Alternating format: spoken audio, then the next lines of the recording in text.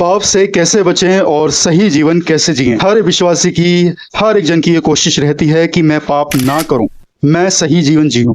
इसी आशा के साथ वो रात को सोता है और सुबह उठता है।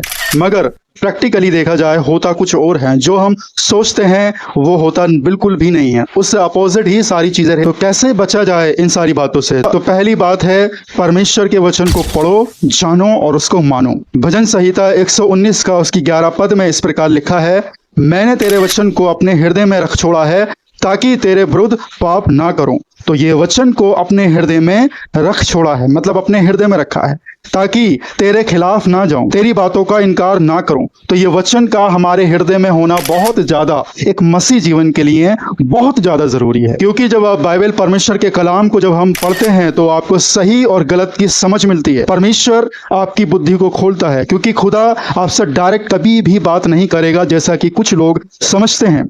खुदा अपने वचन के अनुसार ही हर जीवन से बात कर। दूसरा पॉइंट है, हर दिन आपको प्रार्थना करनी है, हर दिन प्रार्थना करनी है, क्योंकि प्रार्थना मसीह जीवन का एक आधार है, एक जीवन है।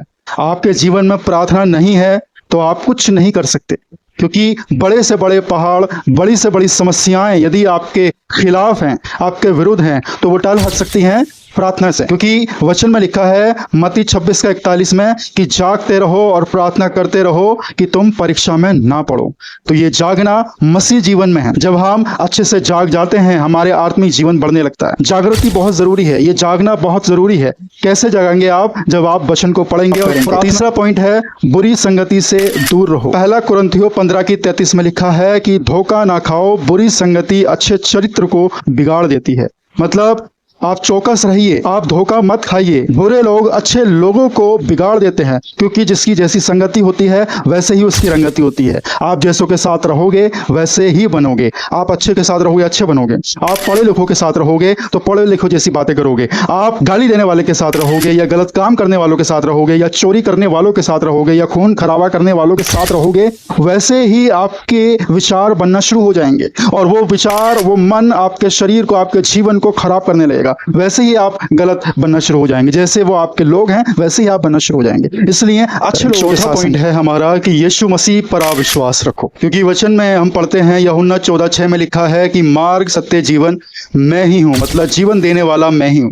मैं ही मार्ग हूं, मैं ही रास्ता हूं, मैं ही जीवन देने वाला हूं। जब आप उस पर यकीन करते हैं, उस पर भरोसा करते हैं, तो परमेश्वर आपको हर परिस्थिति से, हर एक ऐसे जाल से आपको बाहर निकालता है। पांचवा पॉइंट है, यदि पाप हो जाए तो तुरंत परमेश्वर से उस पाप की माफी मांगो, यानी पश्चाताप करो। परमेश्वर के चरणों में बैठ जाओ, उससे दूर मत भागो। हम पाप हो जाता है तो हमें लगता है कि परमेश्वर ने हमें छोड़ दिया है, हमें नकार कर दिया, हमें छोड़ दिया है, हमें वो प्यार नहीं करता। लेकिन ऐसा नहीं है, क्योंकि वचन में लिखा है कि धर्मी जन अगर गिर जाता है तो परमेश्वर उसको फिर से खड़ा करता है। आप कितने भी पापी क्यों नहीं हो, कितने भी पाप क्यों नहीं किए हों, यीशु का प्रेम ऐसा है कि वो आपको माफ करता है। यीशु फिर भी आपसे प्यार करता है। पहला यूहन्ना 1:9 में लिखा है, परमेश्वर सच्चे दिल से माफी मांगने वालों को माफ करता है, उनसे वो प्यार करता है। परमेश्वर माफ करता है, आप कितने भी बुरे क्यों नहीं हो।